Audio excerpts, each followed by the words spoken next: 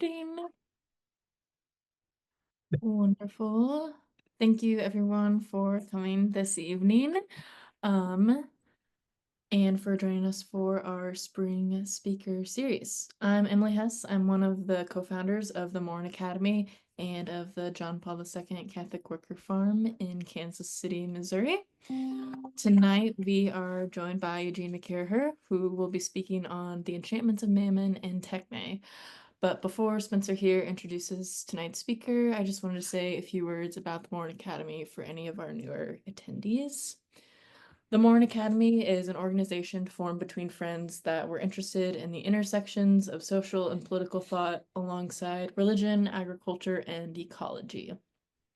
We're inspired by the life and thought of Peter Morin, who, aliside Dorothy Day, founded the Catholic Worker Movement to help form an ecumenical, unpopular front, comprising everyone from secular humanists to Catholics.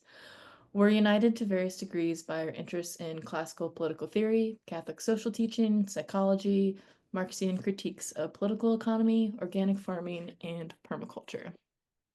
We center these interests around Morin's tripartite platform of cult, meaning theology and liturgy, culture, meaning the arts and sciences, and cultivation, meaning farming and ecology. We contend that society suffers a deep crisis of meaning, and we adopt a thoroughgoing critique of capitalism and liberal modernity. We have a paramount concern for climate change and the environmental impacts of agriculture. And because we believe all of these are not just spiritual and intellectual problems, but also material and practical, we support the John Paul II Catholic Worker Farm based in the middle of Kansas City, Missouri. And to this end, we're hosting tonight's discussion and many more like this coming up this spring and summer. For example, Lori Johnson will be offering a course this summer on Aristotle's virtue ethics, and she's got a monthly Great Books lecture going on right now, which will be The Brothers Karamazov, is the one she's covering currently. Deacon Christopher May, who's also here with us tonight, will be offering a series this summer on Ivan Illich. Harry Murray will be back for another session discussing French personalism, focusing mostly on Meunier and Maritain, as well as Gabriel Marcel, Jacques Ellul, and Nikolai Berdyaev. Jacob Honshu is hosting a discussion group on Horkheimer and Adorno's Dialectic of the Enlightenment, and the next session for that is next Wednesday, April 16th.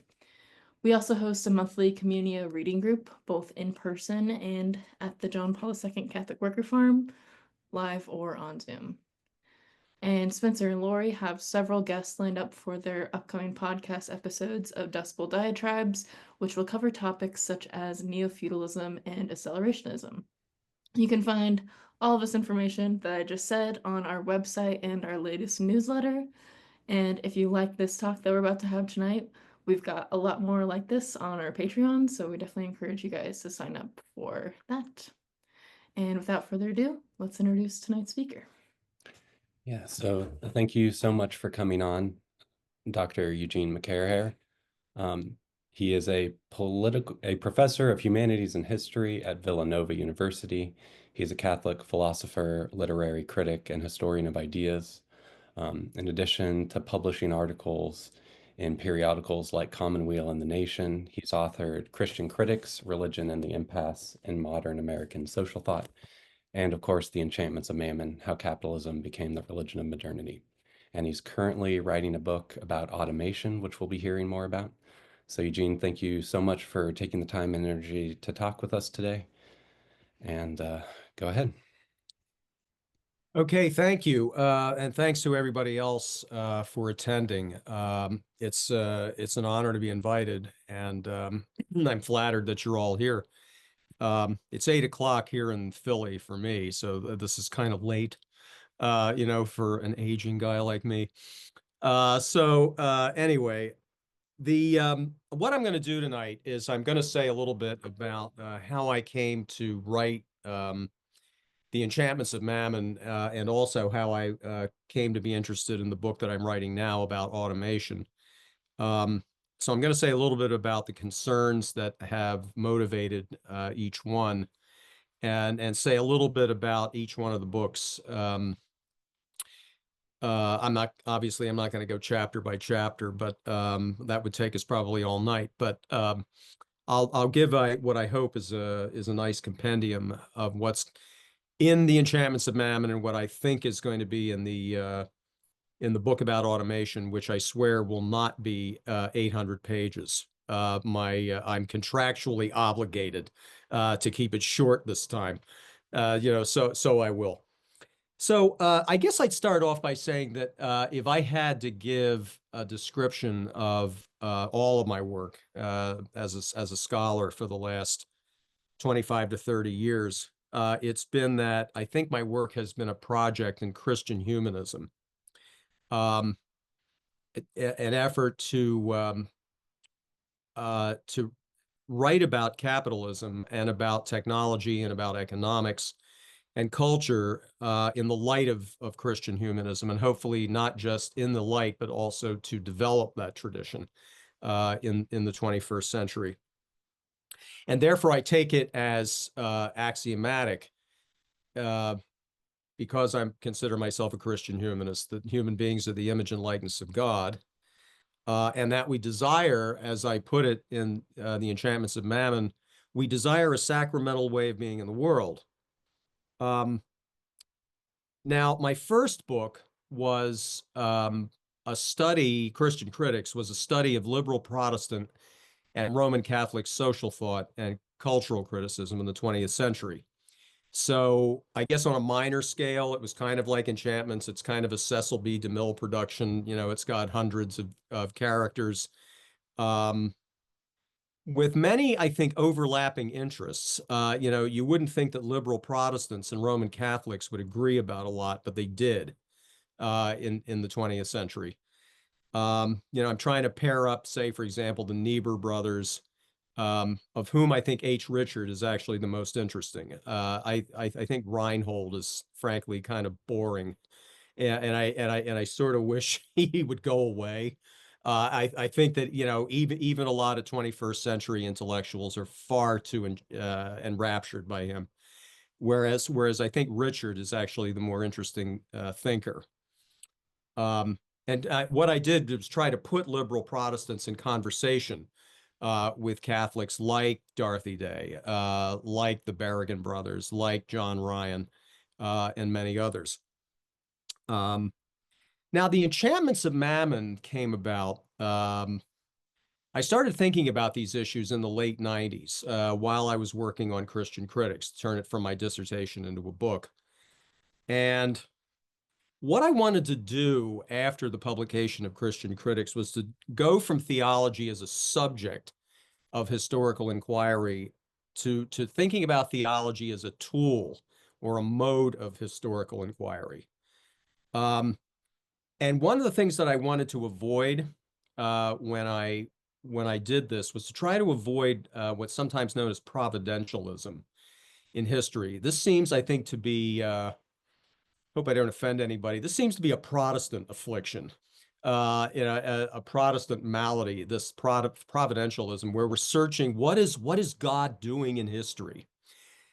I don't know what God's doing in history. That's way over my pay grade. What I did decide is that a better way of trying to enlist theology is to ask what human beings are doing in history once you understand human beings theologically. So we can abandon the whole fruitless quest of trying to figure out what the Almighty is trying to do in history. But I do think that it's possible to illuminate what we're doing in history if we understand ourselves in the light of a certain kind of theological anthropology. That was sort of one set of issues that I was trying to think out to sort of answer the evangelical historian George Marsden's question of what would historical scholarship look like if it was informed by Christian theology. And I was just sort of dissatisfied with a lot of the answers I was getting. Well, we'd have to talk about the spiritual in history or something like this. All of that seemed to me rather ineffable and abstract and just not very useful, frankly, and illuminating. So as I said, that's one set of issues that I was trying to work out. Another in the 90s was obviously what seemed to be the apparent triumph of global capitalism. What liberal intellectuals, or neoliberal intellectuals, as they came to be called globalization. After the collapse of the Soviet Union in 1991, Marxism-Leninism seemed pretty much vanquished as a force in history. You might have redoubts in North Korea or Cuba or Albania, but when even China is starting to morph in the 90s into this hybrid of Communist Party basically guiding and steering an authoritarian form of capitalism, it seemed to me that Marxism-Leninism was pretty much extinct, at least as a political force. And so obviously what people like me on the left had to deal with was the fact that it looks like capitalism won. The bad guys won, and so what are we going to do about that? And the other thing that struck me in the 90s was the sheer ubiquity of business culture in the United States. Now, it's not, you're not saying anything very interesting when you say that America has always been a business civilization. I mean, in itself, that's not exactly news. What I think was new in the 90s was, as I said, just the sheer ubiquity of business culture, not just business, but business culture. When you started to see cable TV shows with stock streaming quotes on the bottom every minute, you start to wonder what the hell's going on here. I've never seen this when I was growing up in the 60s and 70s, everything being a stock ticker. The ubiquity of advertising, the transformation of the entrepreneur into this kind of an idol, whereas in the 50s and 60s in capitalist culture, it had been the manager, right? The organization man had sort of been the ideal. Now it's finance guys. It's Michael Milken. It eventually becomes Bill Gates. It becomes Mark Zuckerberg, and God help us, Elon Musk. How is it that the entrepreneur makes this kind of comeback in the 90s as the iconic figure of capitalism?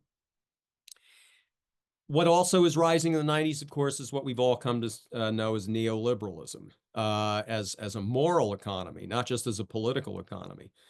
But neoliberalism justifies itself in certain ways and holds up the market, not just as an idea, not just as a good way to produce and distribute commodities, but as a way of life. The market and the market self, what Philip Murawski has called the entrepreneurial self, becomes this moral ideal in the 90s and the 2000s.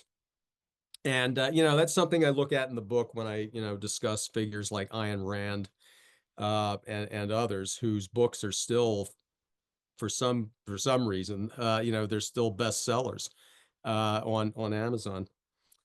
And the other thing that struck me, and this gets to to the subject of the book per se, is what I started to notice is this new kind of religious or spiritual imagery that I was seeing in advertising in the late 90s. And I'll give you a couple of examples of this. I remember when I was at a American Historical Association meeting. I think this was in 1999, in fact.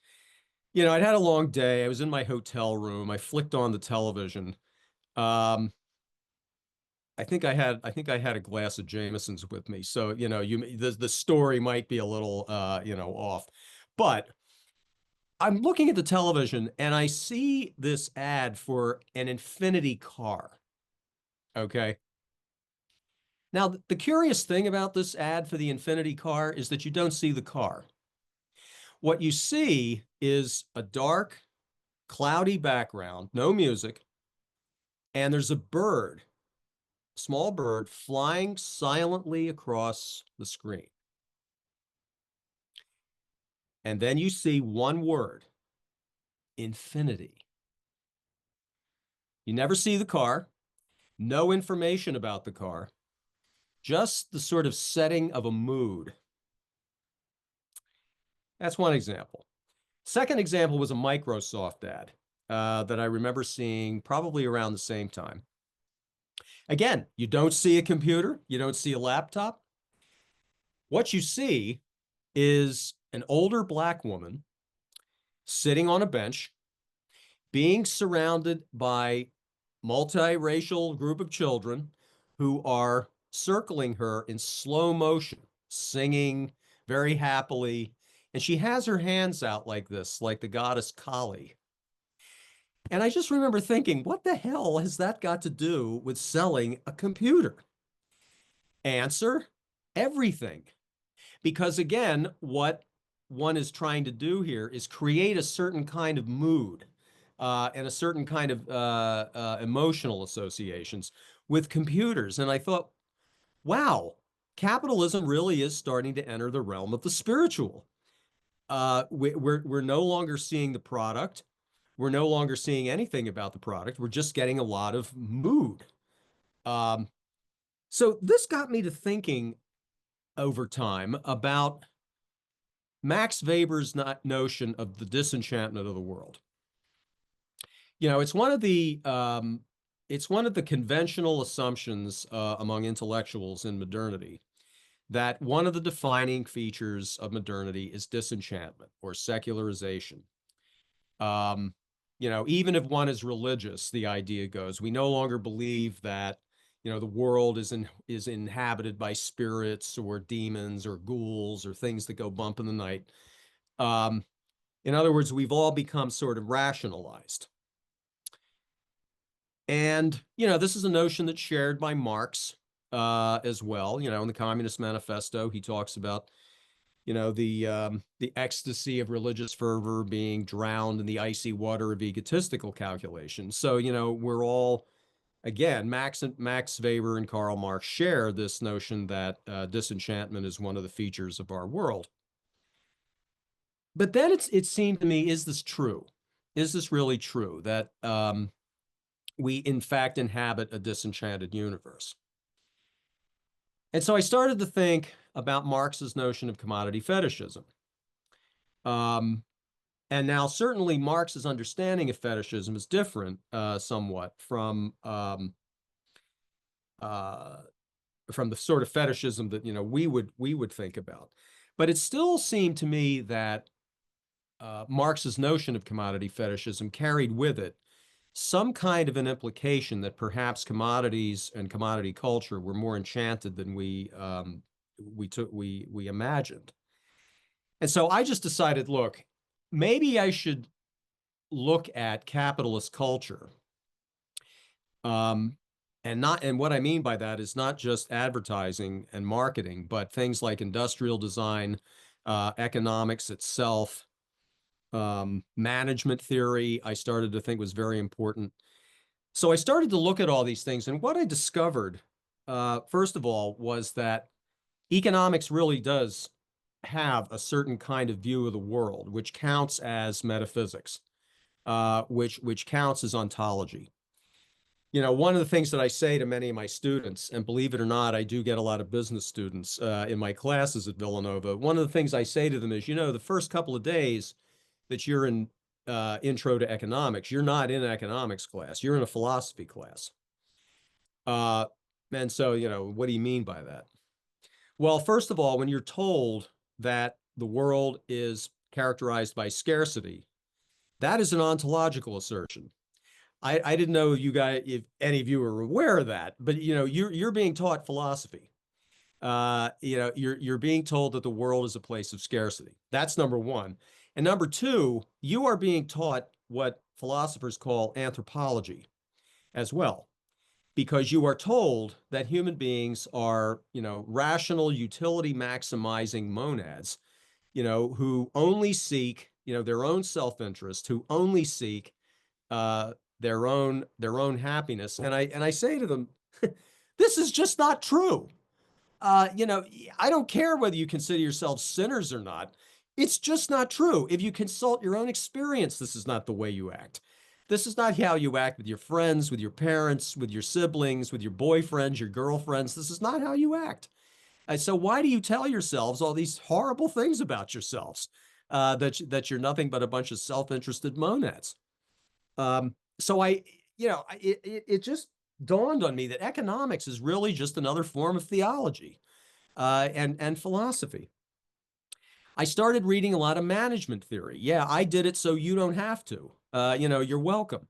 It's a really dullard genre. I swear to you. you know, it, you know, it's I don't know. It's a form. It became a form of masochism for me. I figured I'm putting myself through this pain, so that my readers won't have to. Management theory is a form of moral philosophy. And it's no accident that many of its originators were, guess what? Philosophers. One of the great management gurus of the 20th century, Peter Drucker, uh, had a PhD in philosophy, from the University of Vienna.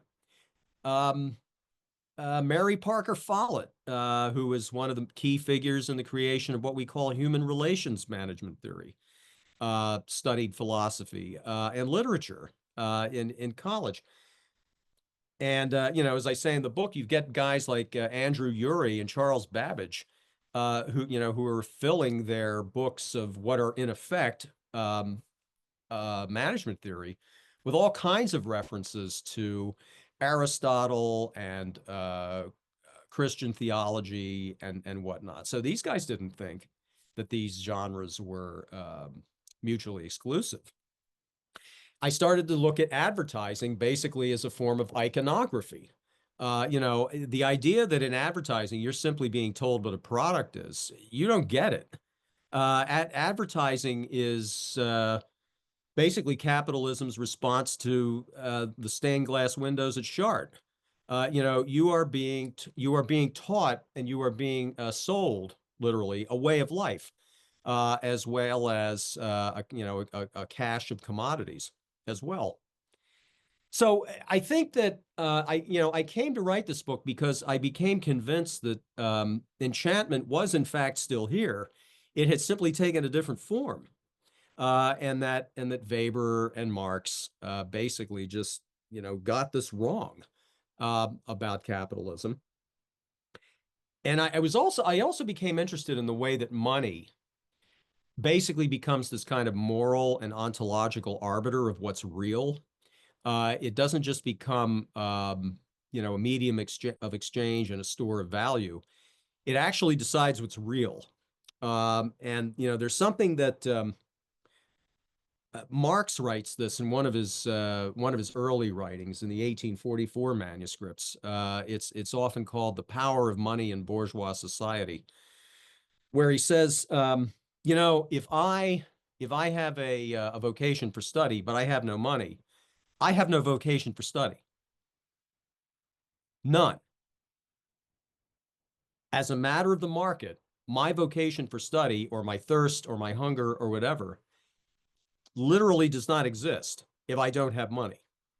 But if I have money, all of a sudden it exists. That's an ontological arbiter. And again, business students, when you introduce them to this, will tell you, oh yeah, that's effective demand. I mean, in other words, they have these concepts themselves in the business school, but they just don't realize what they are. So that's how I came to write the Enchantments of Mammon. I decided that this is how I think people should start writing about capitalism. And you don't need an arcane language to do so. I mean, I think this was one of the problems with a lot of Christian historians in the 90s. It was that they thought, well, if we have our own theory about how history works, then we need our own sort of vocabulary in the same way that, say, Marxists do or others. And it just seemed to me, no, you've got a pretty well ready-made vocabulary already. Just start using it. So there you go. Now, what I also wanted to do in this book was to trace a counter tradition, a counter lineage to that of capitalist enchantment. And that lineage, I eventually decided that I would call romantic, with a capital R. Um, Mainly because it seemed to me that I was very convinced by the argument of a prominent literary scholar, M.H. Abrams, uh, who who makes this argument in a book entitled Natural Supernaturalism. It's from the early 70s, I think.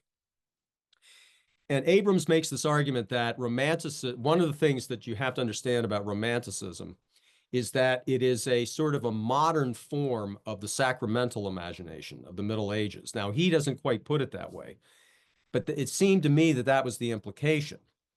That what a lot of romantic poets and novelists and thinkers were trying to do was preserve something of that Catholic sacramental imagination in what you might call some kind of quasi-Christian or post-Christian, or maybe even, when I get to somebody like Gerard Manley Hopkins, a kind of modern Christian idiom.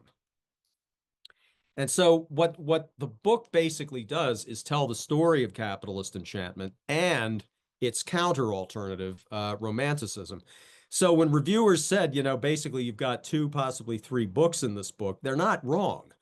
I guess I could have broken this up into two or three books, but I just decided not to. It seemed to me that sort of putting them against each other, pitting them against each other in a way, was the right thing to do. So basically, I trace the development of capitalist enchantment from its inception in the Protestant Reformation. I do think that Max Weber gets that right, substantially in the Protestant ethic and the spirit of capitalism. And I trace it through developments like what was called the Christian political economy of the late 19th or the late 18th and early 19th centuries. Figures like Thomas Malthus, Thomas Chalmers, all of whom I think bear responsibility for atrocities like the Irish famine, and why it was so horrible. I look at the whole history of management theory from Andrew Urey, who I'm going to be talking about a little bit later in connection with automation.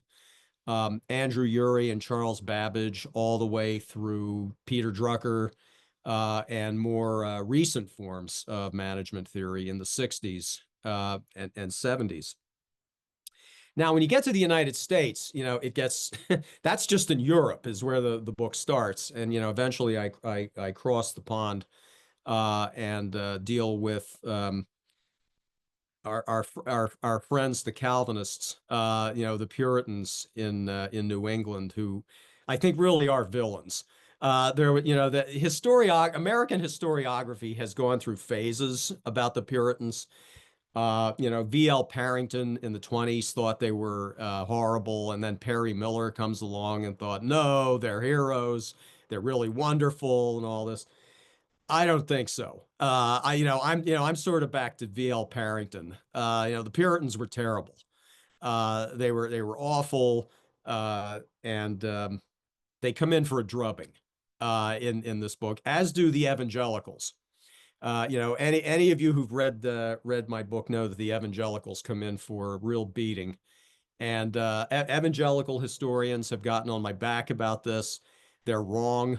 I think the evangelical political economy is thoroughly a form of capitalist enchantment, as is Mormonism. One of the most fascinating things for me to learn when I was researching this book was the early history of Mormonism, and just how gilded early Mormonism was. If you think Mormonism is represented by Mitt Romney, man, you don't get it. You ought to go back and read Brigham Young and some of the earlier Mormon writers, and especially the Book of Mormon itself. Early Mormon theology and religious culture is steeped literally in gold. The belief that the earliest God was in fact a man, who was an accumulator of gold. It's just a fascinating early religion, and it is thoroughly bound up with capital accumulation and goods accumulation. It's shocking, really. And I think, but though I think though evangelicalism and Mormonism do set the stage for figures like John Rockefeller, who the good Baptist capitalist who famously said that God gave me my money. Well, I guess if God gave you your money, nobody can take it away, right? And Andrew Carnegie and I even think the populists were basically capitalists at heart. There I'm going against, sort of a strain of historiography for the last 20 to 30 years, which has seen the populists as these, there was first a set of historians in the 50s represented by Richard Hofstadter, who thought that the populists were basically just a bunch of weed chewing hicks. This is, Hofstadter and the New York intellectuals thought that, anybody outside Manhattan was a weed chewing hick. But so then you got this historiography represented by people like Lawrence Goodwin and Christopher Lasch, who was one of my heroes, when I was coming up, who were saying, no, the populists were anti-modern, the populists were wonderful, the populists were.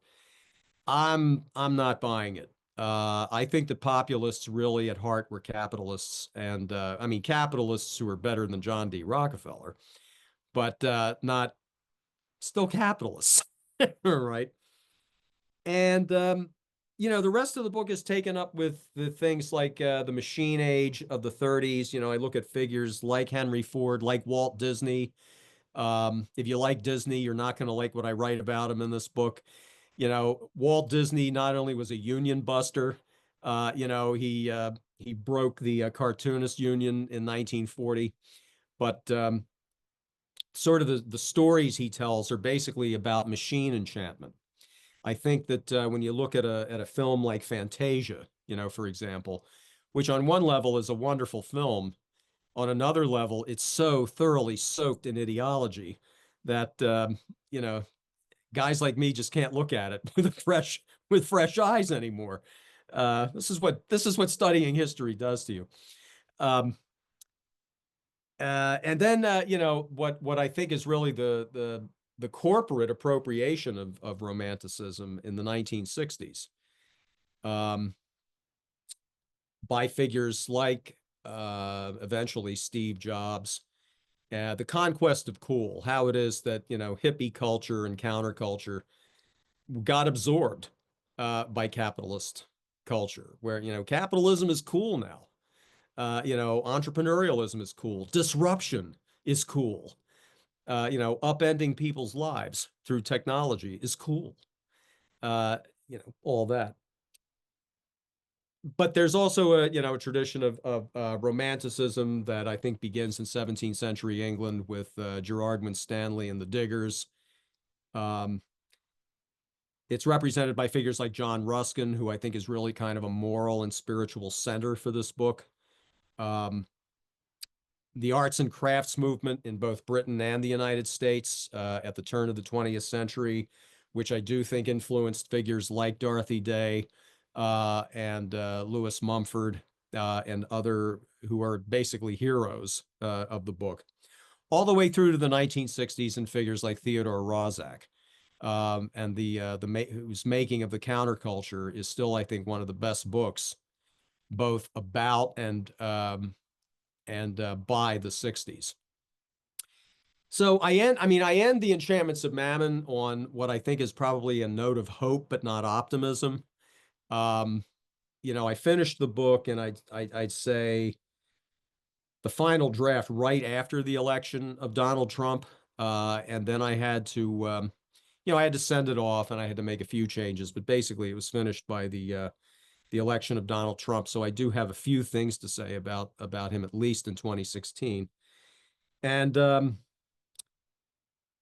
so that's the Enchantments of Mammon. Now, the book that I'm writing now is about automation. And it's also somewhat about AI, as it's called, artificial intelligence. I was saying earlier that I think that AI and artificial intelligence is really just another form of automation.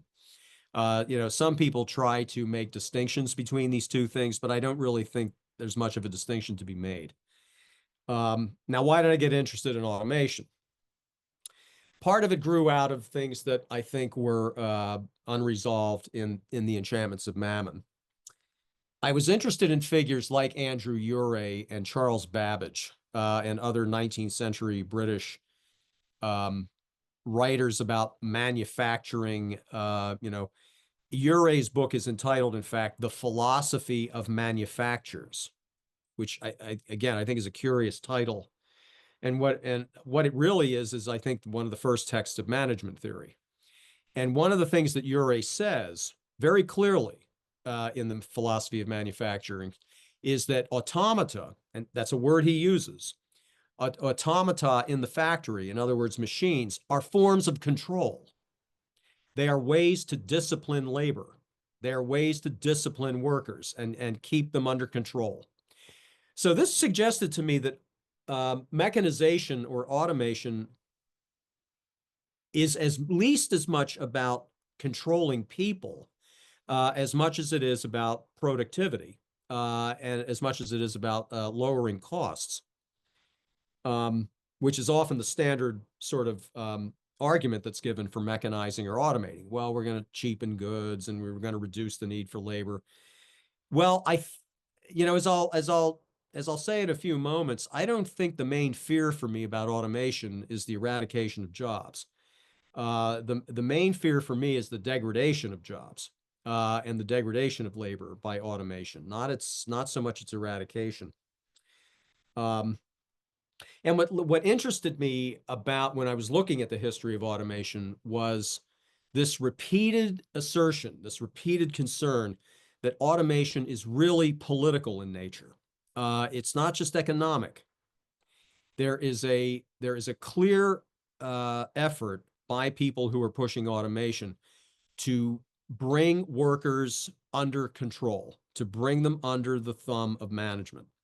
And this is embodied in the design of the machines quite often. Probably one of the best books on this, if you're interested in this question, is David Noble's,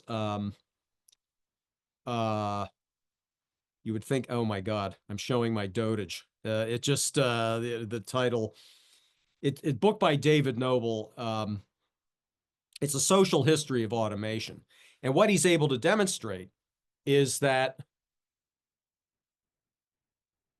post-World War II industrial designers and machine designers literally embodied the control of workers' motions into their devices, and that this was conscious. This was very deliberate. This was a way for management to assert control over labor. It also seemed to me that there were a lot of unresolved tensions in Marxist thought about automation. I know that you indicated that you're interested in Marxist critiques of political economy. Well, one of the things that I think is curious about Marx's writing about technology is how I think, frankly, confused it is. Not just confusing, because I think Marx himself was confused on the question of technology. On the one hand, he definitely sees it as a form of capitalist control and discipline. This is clearly what he says in certain passages in Capital in the first volume. Yet at the same time, he sees mechanization as a force for liberation, as a force for emancipation of human beings from labor. So I'm trying to untangle this because Marx is so insistent on the centrality of labor to human flourishing and to human freedom, and yet at the same time he likes mechanization. He likes automation. So, but automation, it would seem to me, is the dehumanization of production, the literal dehumanization of production. So one of the things, that interested me in this question was, how do you resolve this? And I'm just more and more convinced that there's no resolving it, on Marxist terms. I think Marx is very confused about this. And I think later Marxists are. to be quite honest, especially one figure who I talk about to some degree is Herbert Marcuse in the 1960s, writing about technology. There was also in the 2010s an increased amount of interest in automation on the left, especially around magazines like Jacobin and others who were really, really enthusiastic about the prospect of robotics. And again, pushing this one Marxist line that you see in Capital and in the Grundrisse and other Marxist writings that automation will liberate human beings. And of course, there's the recent mania, and I do think it's mania about artificial intelligence, which a lot of what I'm reading about artificial intelligence strikes me, frankly, as hype. I'm not one of those who's convinced that, we're going to be able to create machines that can outthink us and control us. I think the one of the big fears is not for me that is not the machines will control us, but that the designers of machines will control us. This is what I think. This to me is the real source of the fear. The other thing that bothers me about a lot of this AI talk is the way in which very intelligent people will surrender their agency, in the face of AI. One of the things that really depresses me about a lot of my fellow academics lately is the way in which we're all basically throwing up the white flag about chatbot GPT. Oh, well, you can't fight it, so we might as well, how can we use it and incorporate it? No, this is not how you should be thinking about this. It seems to me that this is a way, once again, of talking about technology in terms of inevitability. As soon as you accept the rhetoric of inevitability, it seems to me you've given up your political agency. So, you might as well farm out your future to Silicon Valley, which it seems to me is what a lot of very intelligent people are doing lately. And I hope this book is kind of a salvo against that sort of thing. I don't know if I'd call myself a neo-Luddite. I don't think I'm quite there. But man, I'm getting there. When I look at that absolute freak, Elon Musk, and what he's been doing. The fact that guys like him who have the social skills of an 8-year-old, is actually, going to be deciding my future. I don't think so. Not if I have anything to do with it. Now, what I'm going to do in this book on automation, very briefly, is I have 4 chapters planned for this, not the 30-some, from Enchantments of Mammon. The first one is going to be something of a theological excursus on the fact that so what I want to do here is I want to take Lewis Mumford and basically make him theological. Now, I don't know how familiar, any of you might be with the work of Lewis Mumford, but I think he's a central figure in the 20th century study of technology and also of cities. And Mumford has this idea, which I think is still pretty useful, of what he calls the mega machine. And what he means by that is that, and I think this is the really brilliant dimension of his thinking, is that he argues mechanization of human beings takes place before the mechanization of their tools. So he locates the origins of the mega machine in places like ancient Egypt and Peru, where temples and palaces and irrigation systems would be built by these complex organizations of people. So I think, so what Mumford says is that the notion that you could regiment and mechanize people begins before the thought that you could mechanize tools and mechanize implements. And I think this is brilliant. But he also says that the origins of the mega machine lie in the desire of ancient kings and other despots to become godlike. And this is where I think theology comes in, because it does seem to me that there's a theological story to be told about technology. And I do think that it has to do with the idea that human beings desire to be godlike. Now, here's the twist on that. I think that if you take Christian theology seriously, and especially the notion of theosis, which I know that I guess is a notion that's more common in the Eastern Orthodox tradition than it is in the Roman Catholic tradition. The notion of theosis is that you do in fact become like God. That's at least part of what redemption is about. So it seems to me that the notion of human beings wanting to be godlike is not in itself a bad thing. Here's the catch, though. If you want to be godlike, everything then turns on what you think God is like. You know, if you think that God is a God of love, well, you're basically gonna want to be godlike in one way. If you think that God is basically power or will, you're gonna want to be God in a different way. And that's why I think that the voluntarist turn in theology and around the 16th or the 17th centuries is really key here.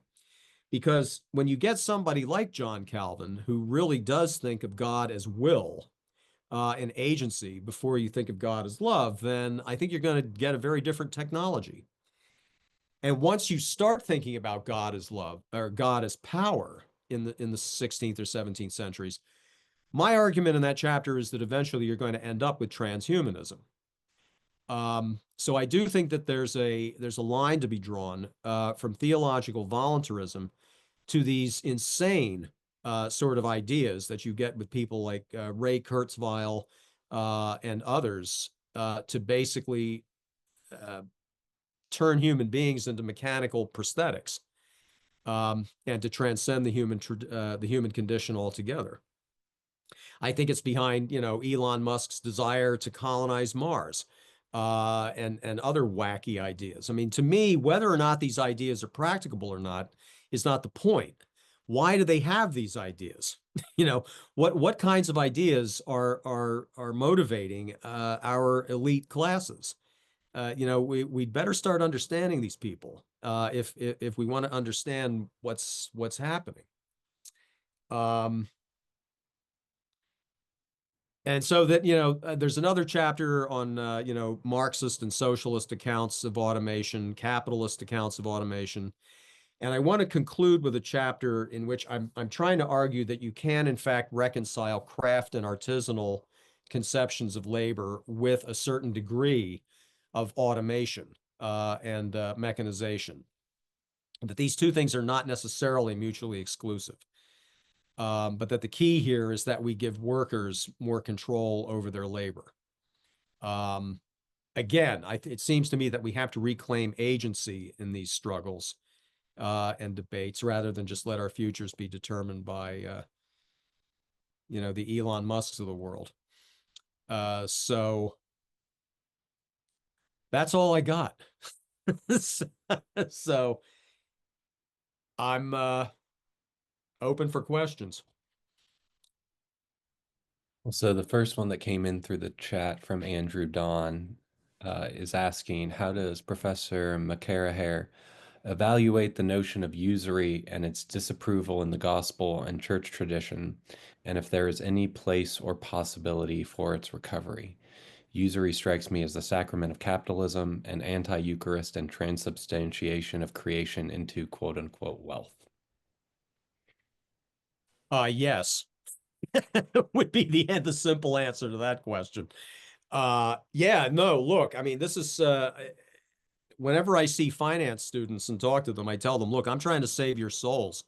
You should get out of finance, man, because you guys literally produce nothing. I will say that to them directly. You guys are going into finance. You don't make stuff.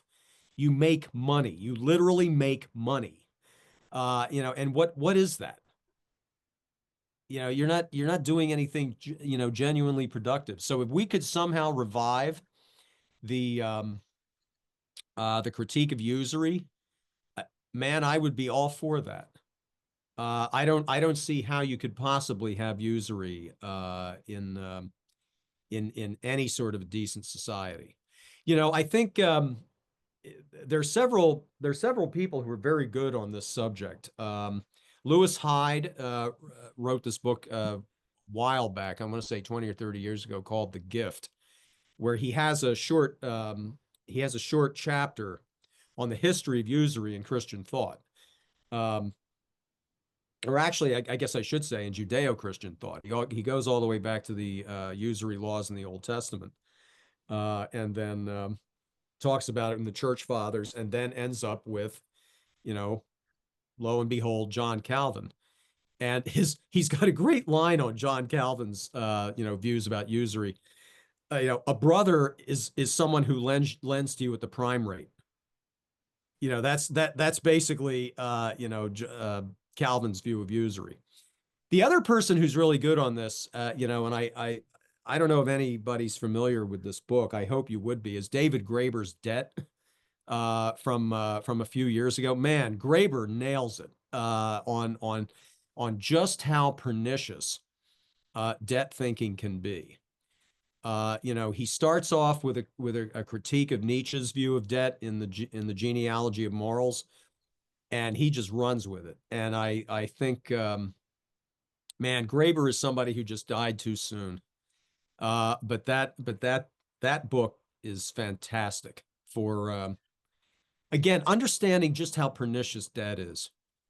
And because debt is not just an economic notion, right? It's a moral notion.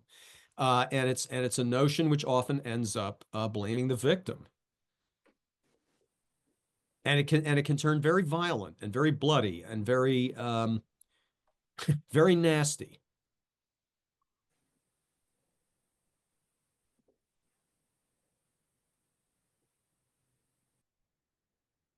Andrew says thank you. What would you say? I believe he's some sort of distributist or solidarist, Thomas Stork. Somewhere he makes the argument that the magisterium never like revoked the teaching on usury. It was more just like even starting in mercantilist economics, the economy just started getting so complicated, and once inflation starts to get out of control, that basically like the church like just threw its hands up to say like, well, this is like now basically a complicated economic question. Right. We can't even begin to uh, Yeah, when you don't want to deal with something, you just say it's complex. I mean, this is one of the standard ruses, I think in history. Oh, things are complicated.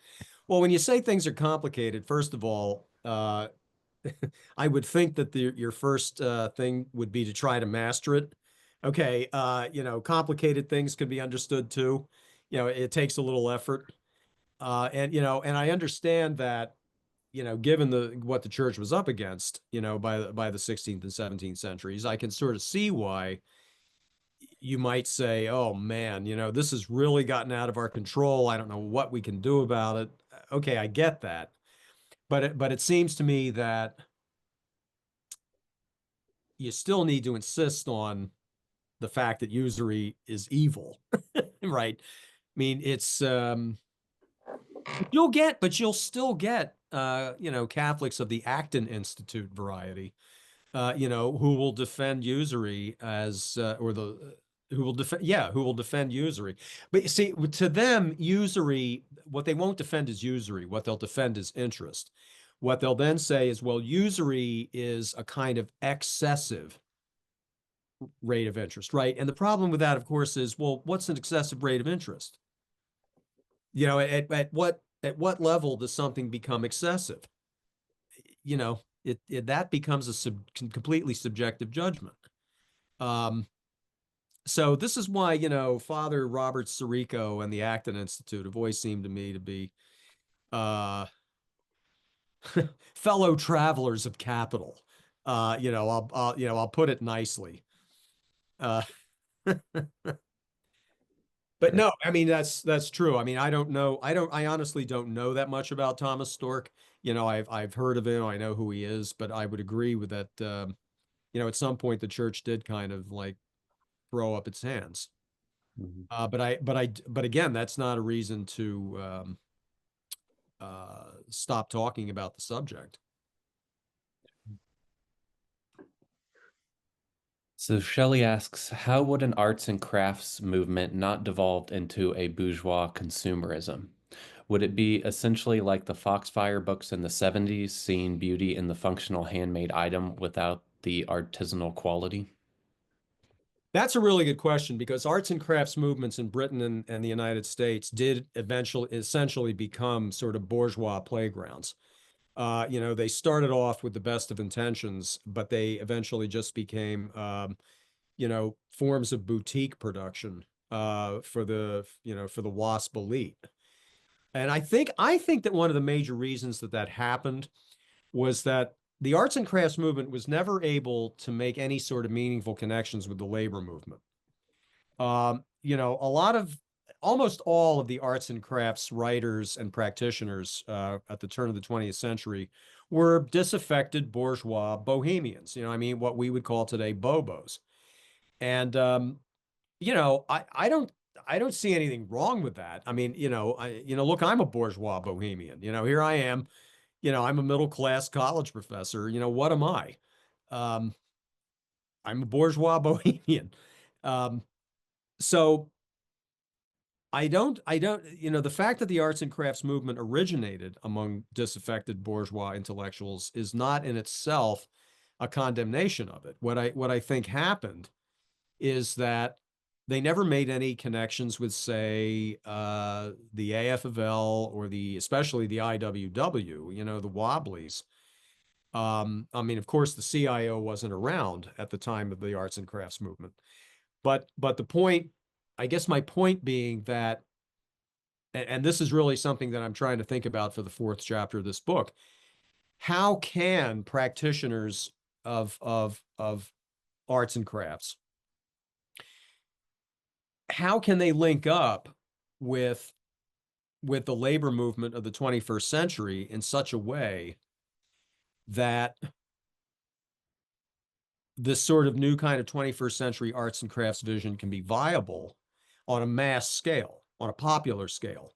I think that's an unresolved issue, but it seems to me that that's the key for the revival of artisanal ways of doing things in a 21st century context. And I think it's also important that we think about arts and crafts now, not just in terms of, say, making cups or making chairs, but also in terms of, say, things like nursing and what's often called caring labor, which it seems to me is every bit as artisanal as making a table. You're just dealing with different sorts of material. And this speaks to changes in the working class, right? Which is now more female, more non-white, and engaging in different kinds of labor than was the case in the early 20th century. So I do still think that the artisanal vision is quite viable. It's just gonna take different forms.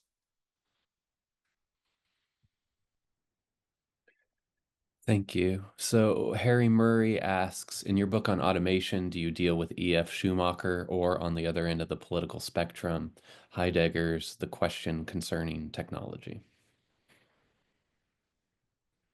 Wow, how long have I got here? Uh, As long as you want. as long as I want. Oh, okay. So it's been a while since I've read Heidegger's The Question of Technology. I remember thinking when I first read it, and I was trying to keep out of my consciousness the fact that Heidegger was a Nazi. Okay, and I'm trying to keep that at bay. But I do remember thinking that there was something about the way he criticizes and doesn't like the storage of energy that bothers me. There's there's something about the fact that, okay, I've got more than enough food than I need in my cupboard. Does that make me a horrible person? I don't know. Maybe if I'm going to be strict about, take no thought for the morrow, I guess I am. I was just saying the other day in class that if that's true, every savings account and retirement portfolio is an indictment, of me.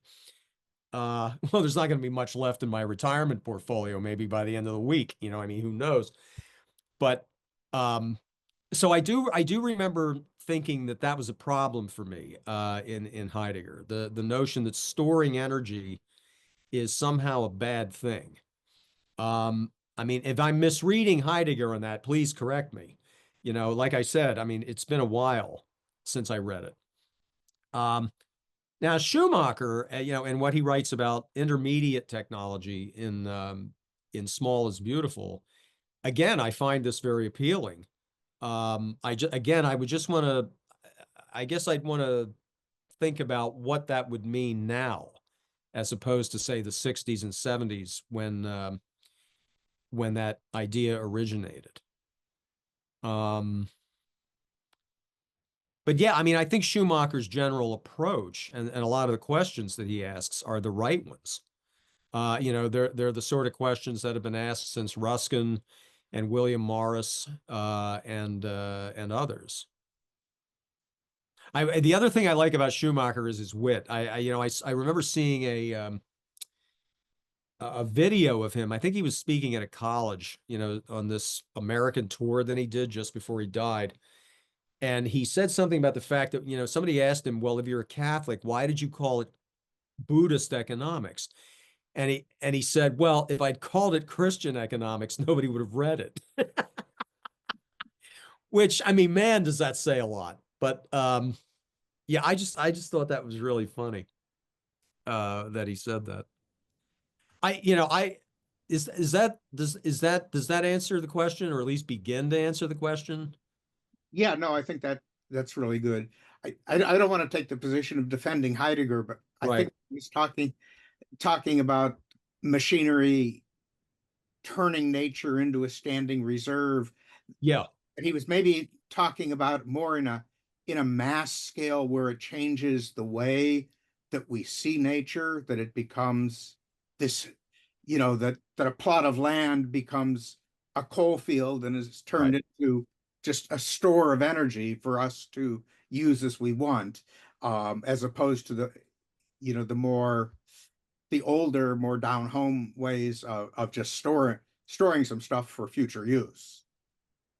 Yeah, no, I mean, if that's his position, yeah, I mean, I think he's absolutely right. I think this is making me think about,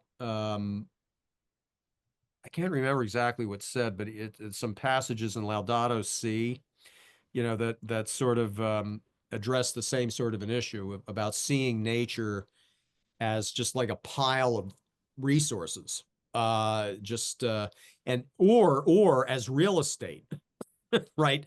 In both cases, what you're missing is the idea that this is like a rich material world here, that has its own kind of texture, its own kind of reality, and you're turning it into either just stuff to be exploited, or just it's not even real, right? I mean, the notion of real estate is really kind of contradictory when you think about it. It's not real estate; it's just an abstraction.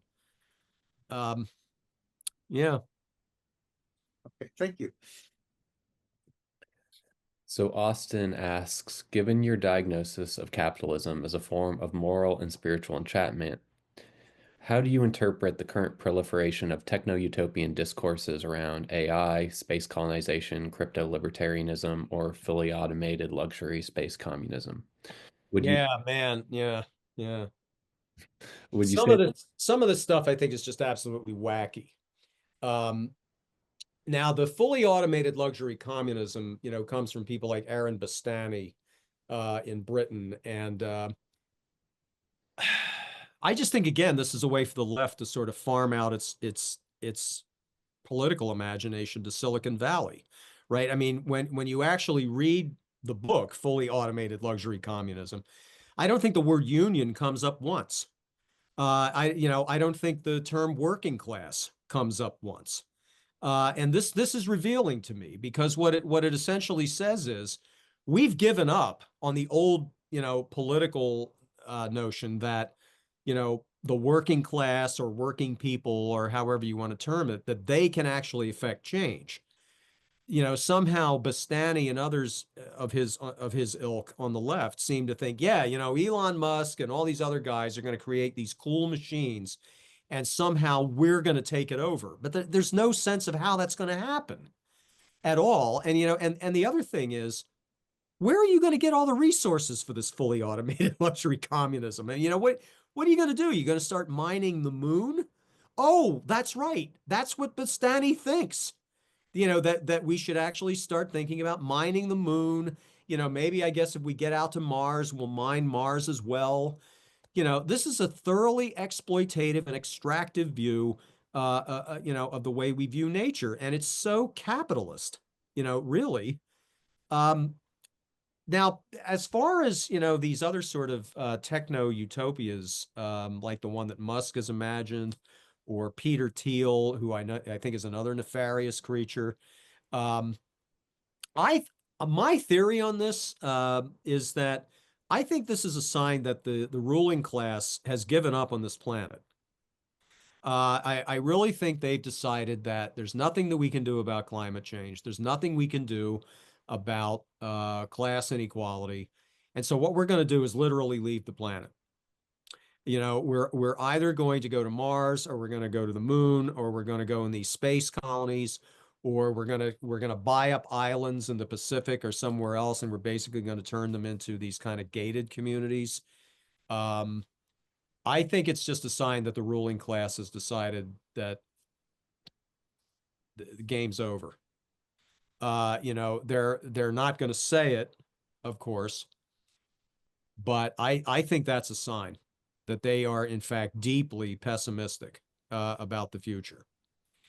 And you know, it's what's sad is that you've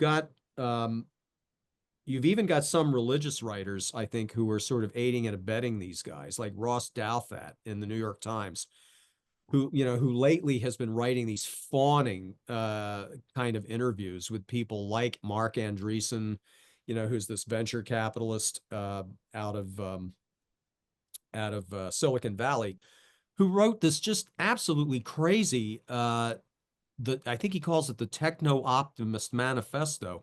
It's full of all these, you know, techno banalities about, oh, technology is doing all these groundbreaking things, and, you know, blah, blah, blah, blah, blah.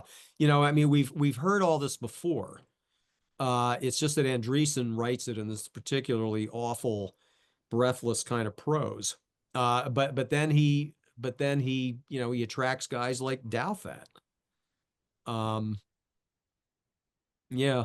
So that's what I think that the techno optimist stuff is really about. I mean, it's a combination of science fiction and political pessimism, I think. Yeah, I would say that's very well said. Thank you. Hmm.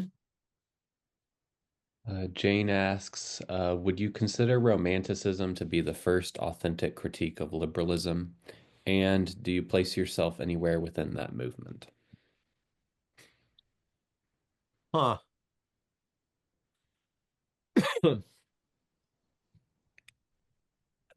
So I guess my answer to the second question would be yes. You know, I certainly do. Whether it's the first real critique of liberalism, boy, I'd really have to think about that one. I almost want to say I'll punt on that, you know, and get, you know, and get back to you. Um, my impulse is to say yes, that it is, even though, you know, you did have guys like Wordsworth writing, you know, what was that poem that he wrote? He wrote it later in his life when he was talking about the French Revolution. Um, but that was again something that he wrote later in life, and he was, you know, bliss was it in that dawn to be alive, you know, but to be young was very heaven, you know, and but that's a critique of his younger self when, you know, when he was enthusiastic about the events in France. Um, I'm going to go with a qualified yes, I guess, on that first question. Are romantics the first real critics of liberalism? You know, which raises, in some ways, for me, the question of what we're now all talking about post-liberalism. Um, I mean, just to be self-advertising here for a moment. I mean, I wrote a piece on post-liberalism in Commonweal last November, where I was speculating about this, and the first sentence of the essay, I think, gives away something of my attitude, which is liberalism is dying again. I mean, liberalism, we've had these announcements for the past century or so that liberalism is, experiencing its death throes. And, we've been hearing this again. I'll wait and see to see if liberalism's dying or not.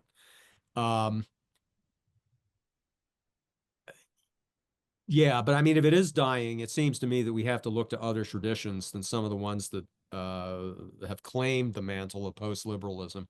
Especially those Catholic integralists like Vermeulen and Patrick Deneen. I mean, who's the two books that I review in that essay are Patrick Deneen's Regime Change and Samuel Moyne's Liberalism Against Itself. And I think Moyne is a much more it would be a better interlocutor with Christians who seek a post-liberal order, not Deneen. I think Deneen is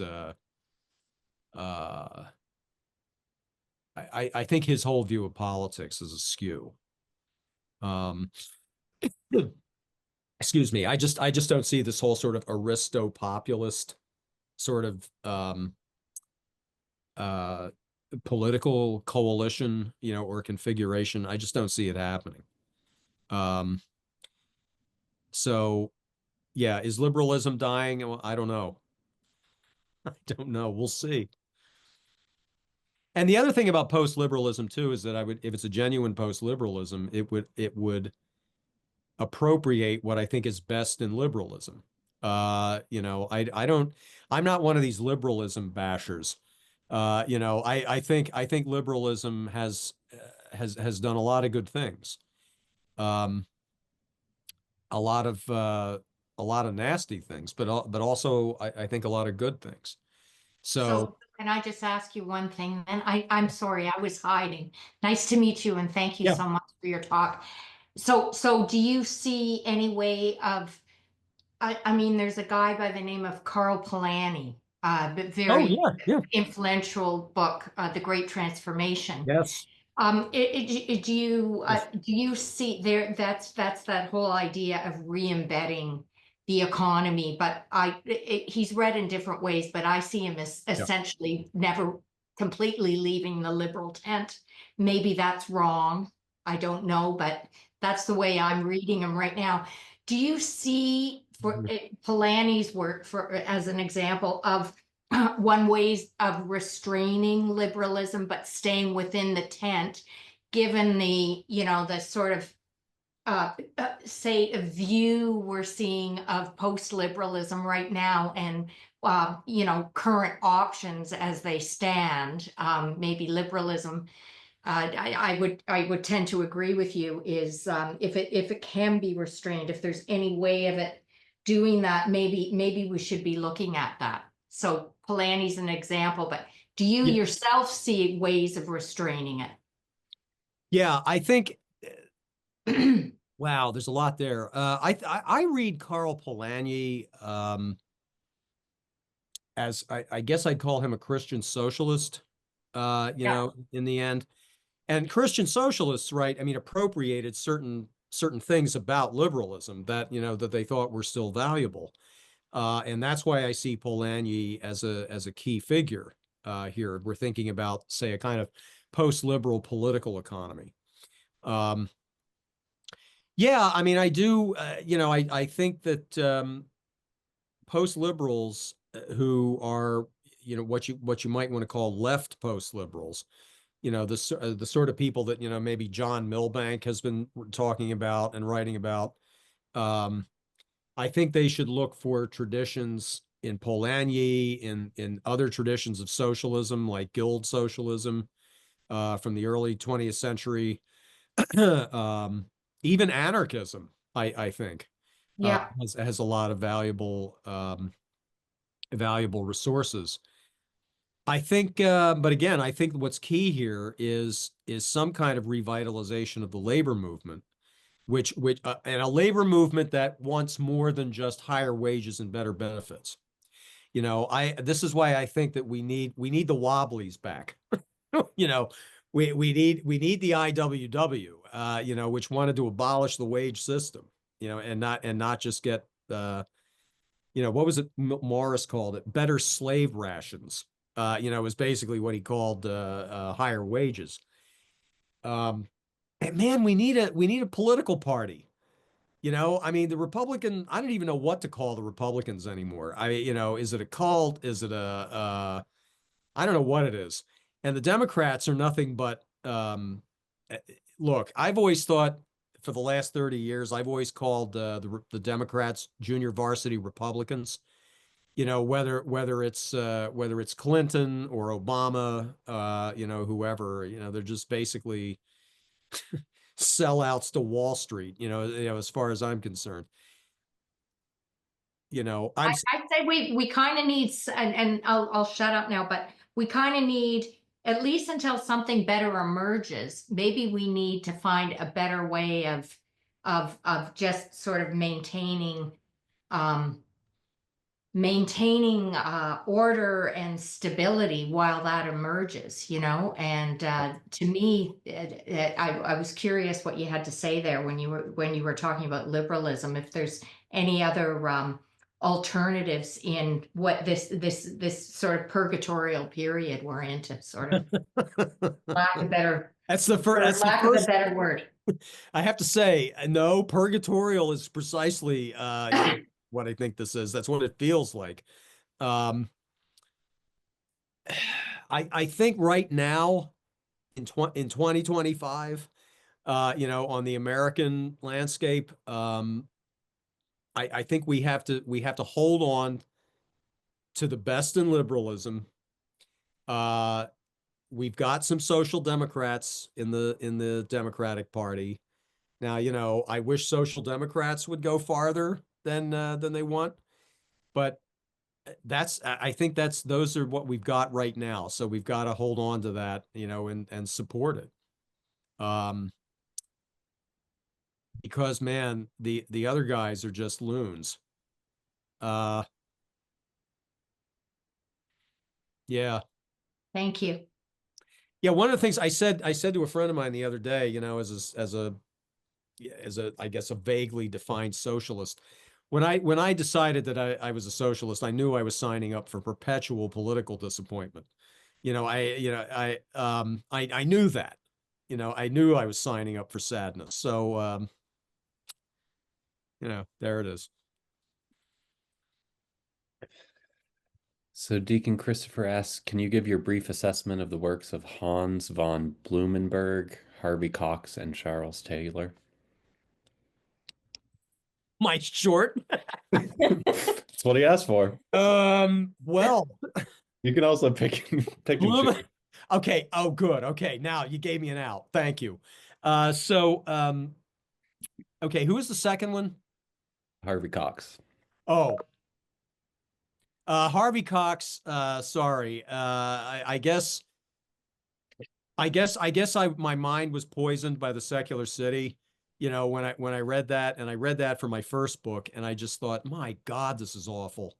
This is such ideological twaddle, you know, to support you know, a certain kind of Kennedy-esque liberalism, you know, in the 60s. And I just, that I have to admit, that prejudiced me against Harvey Cox immediately. So it's hard for me to say anything nice about Harvey Cox. I'm sorry, but but I can't. Charles Taylor, I think, is just an immense I think just a wonderful thought. I think A Secular Age, for all of its, for what I really do think are some of its flaws, I think really does put forward a really commanding view of what it means to be secular. And I think what's often forgotten about A Secular Age is the way that he ends the book, which is as sort of pointing to enchantment. and that there are these kind of strands in even secular thinking that point beyond to transcendence.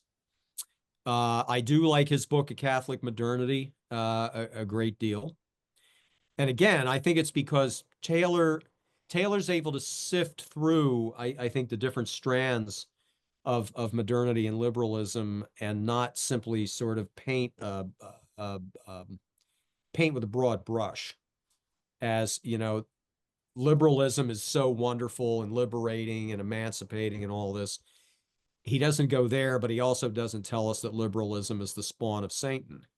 So I think, yeah, of those three, I have to say probably Taylor is the one, certainly the one that I've assigned in classes, to read. I haven't read his latest book on romanticism, though. I should, I know, but I haven't read it. Well, it's hard in a world with so many books. So we have a couple more questions in the chat, and then I was hoping to get in one more question before we end this because we're nearing our deadline. Okay. So Vicente asks, Mumford distinguishes between tools and machines. Illich on tech has good points about things that liberate and create possibilities, like a bicycle, versus those that don't. Where do you see computation/automation fitting?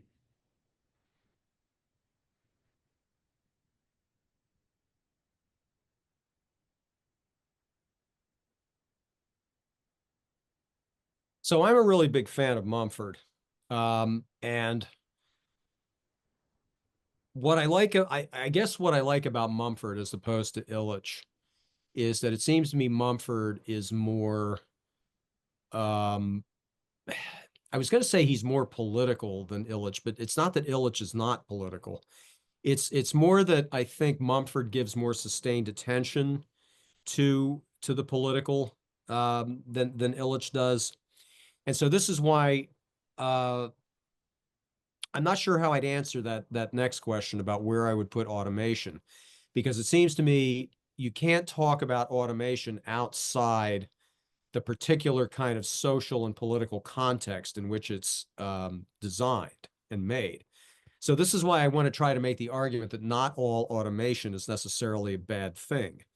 It depends on the purposes for which you're doing it. I mean, it seems to me there are all kinds of boring or tedious or perhaps even dangerous labor that if one could automate it, sure, why not? I don't have a problem with that. So I think I guess before I would want to make any sort of judgment about any particular automated technology, I would want to know its purpose. I would want to know who made it. And I would want to know how it would be controlled and how it would be supervised. Because again, one of the things I like about Mumford's notion of technics, right, as opposed to technology, is that there's an indelibly and inescapably human and political dimension to that notion of technics, as opposed to technology.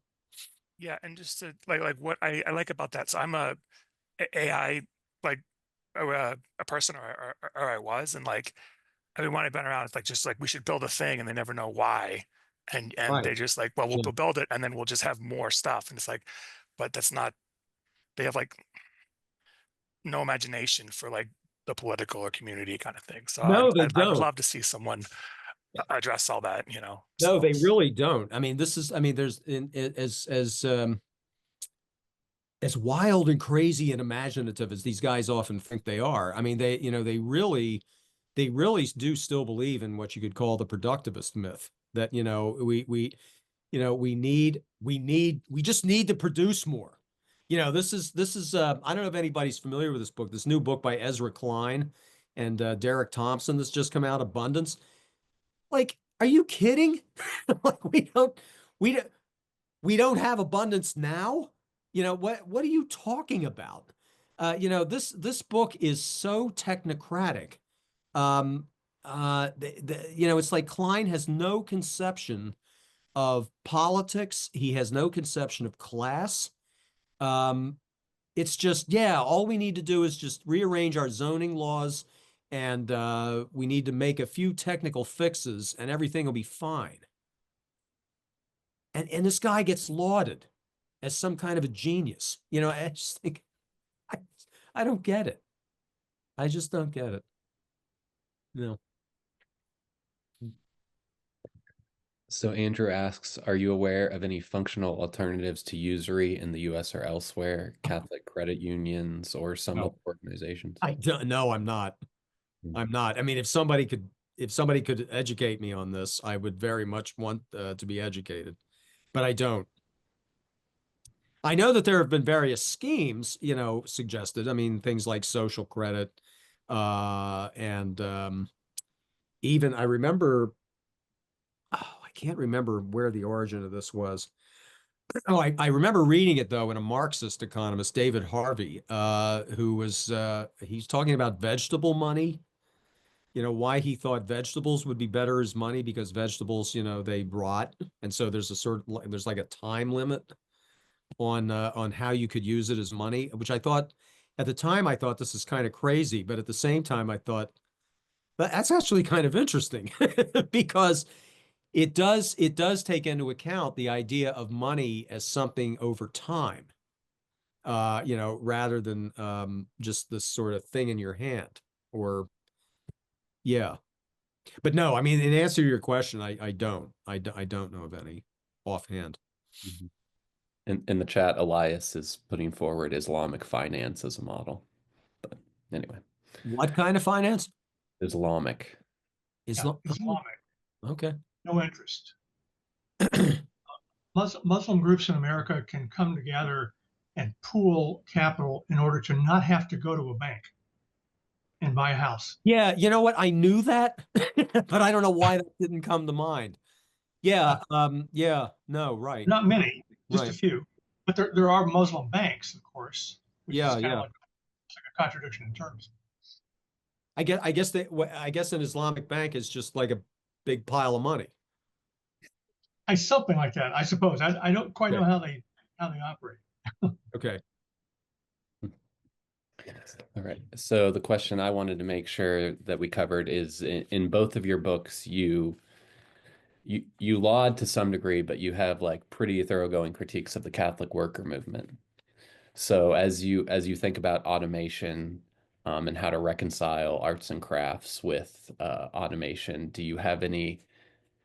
Could you imagine what a more hopeful Catholic worker movement in the future would look like? If you had the movement's ears, what would you say?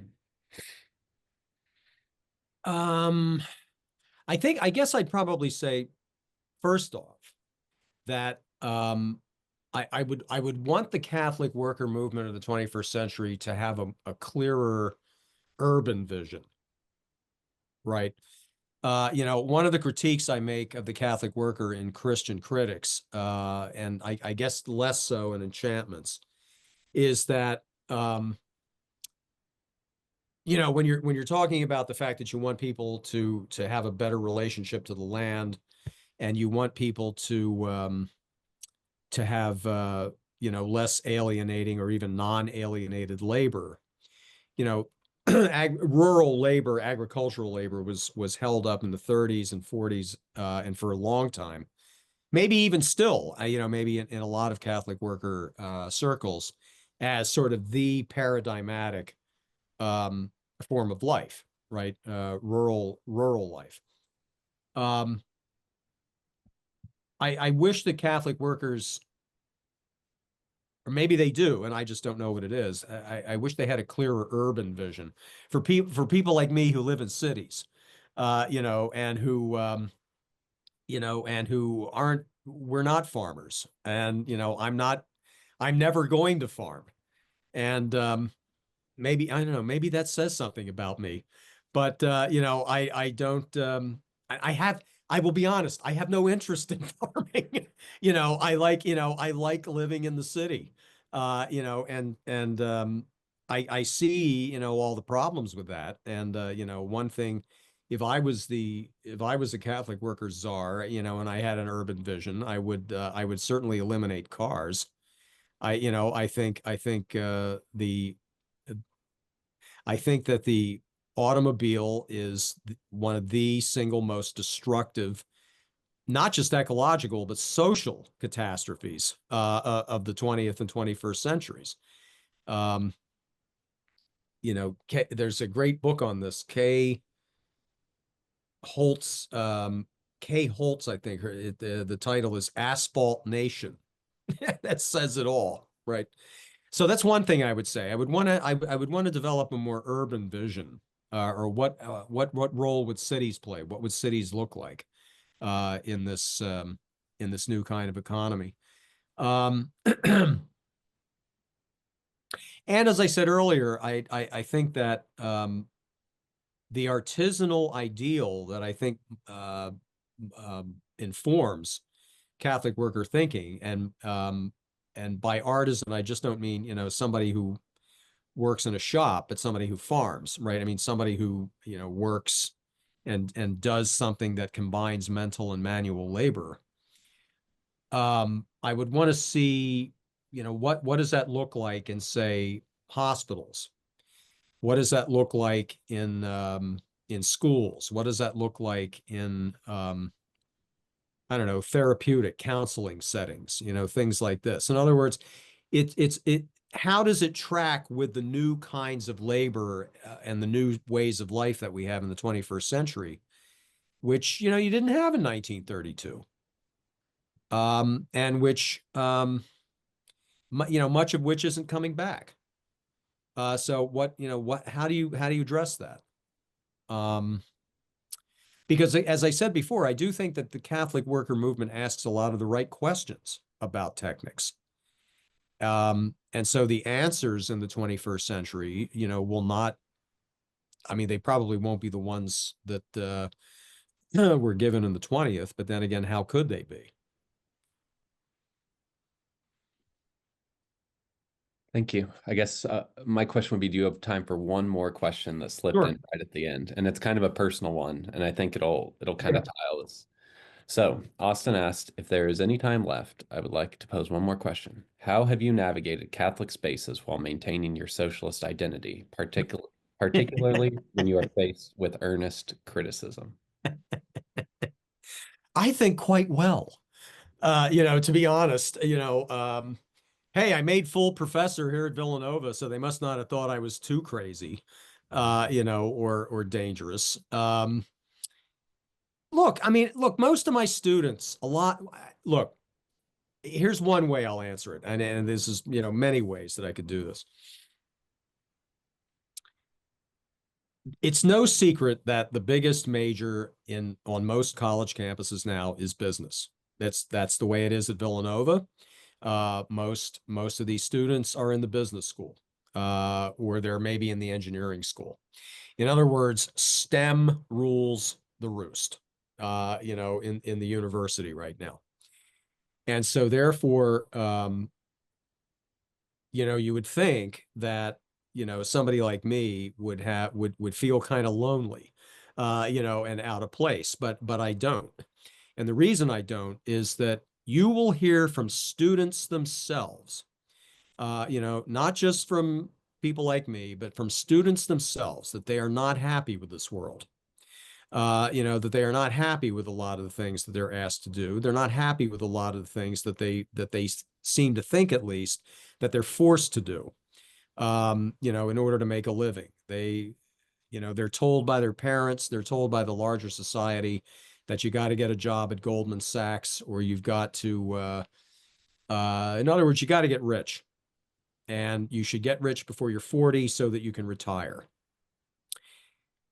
And so when somebody like me comes along and basically says to them, no, that's not the way either you live your life, and it's not the way that honestly you're going to end up living your life, because you're not going to just give up at 40, right? Because by the time you're 40 and you got a lot of money, you're going to want to make more money. And, in other words, it's never going to end. Once you get yourself on that track, it is impossible to get off. And so I think what I say to them about what capitalism does to them, there's a sense in which they already know. And I think that they want people to sort of in a way ratify that feeling, that suspicion they have, and to at least offer them some kind of a notion of what could be different. So I actually think it's not just a question of have I been able to survive, in these kinds of spaces. The reason I have is that I think even the people who enter those spaces, who you think would be hostile, really are not. I think there's a great hunger out there for alternatives to this way of life. I don't think they've been completely, beguiled or hegemonized or enchanted, if you want to put it that way. In other words, there's hope. Yeah. There's always hope, which is a good thought to leave off on. So thank you very much for meeting with Thank us. you. Thank you everybody for coming, and have a good night. Take care. Thanks.